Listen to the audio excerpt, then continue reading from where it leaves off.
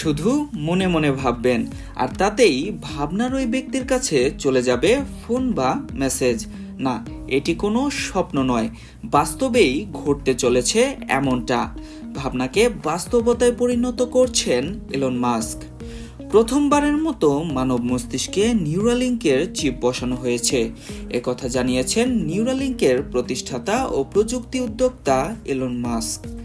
যার মস্তিষ্কে চিপটি বসানো হয়েছে তিনি ইতিমধ্যেই মস্তিষ্কের মাধ্যমে কম্পিউটার চালনা করতে পারছেন বলেও দাবি করেছেন মাস্ক।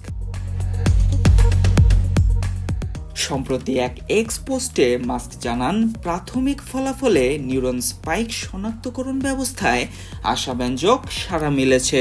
স্পাইক হলো নিউরনের কার্যকলাপ, যাকে ইন্টারন্যাশনাল ইনস্টিটিউট অব হেলথ কোষের বৈদ্যুতিক এবং রাসায়নিক সংকেত ব্যবহার করে মস্তিষ্কে ও শরীরে তথ্য প্রেরণ ব্যবস্থা হিসেবে বর্ণনা করছে।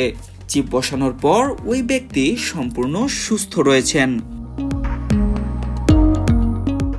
নিউরালিঙ্কের এই ডিভাইসটি মস্তিষ্কের সঙ্গে কম্পিউটারকে যোগ করার ইন্টারফেস।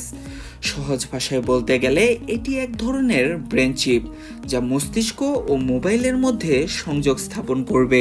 2023 সালে যুক্তরাষ্ট্রের খাদ্য ও ঔষধ প্রশাসন FDA নিউরালিঙ্ককে প্রথমবারের মতো মানুষের মস্তিষ্কে চিপ বসিয়ে পরীক্ষা চালানোর অনুমতি দেয়, যা পক্ষাঘাতগ্রস্ত এবং বিভিন্ন স্নায়বিক সমস্যায় আক্রান্ত রোগীদের সাহায্য করার জন্য এই স্টার্টআপের লক্ষ্য অর্জনে একটি গুরুত্বপূর্ণ মাইলফলক।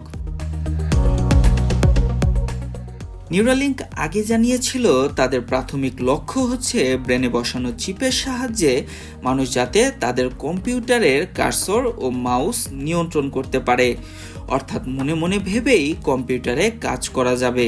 ইলন মাস্কের লক্ষ্য শুধু মন বা মস্তিষ্ক দিয়ে ফোন নিয়ন্ত্রণ করাই নয়, পক্ষাঘাতগ্রস্তদের নিজের পায়ে দাঁড় করানোর পরবর্তী পরিকল্পনা এটি। যার মস্তিষ্কে চিপটি বসানো হয়েছে তিনি মাউসে কতবার ক্লিক করতে পারেন তা এখন পর্যবেক্ষণ করে দেখছে নিউরালিঙ্কের কর্মকর্তারা। কিন্তু বিশেষজ্ঞরা নিউরালিঙ্কের নিরাপত্তা প্রোটোকল আরও যথাযথভাবে পর্যবেক্ষণের দাবি তুলেছেন।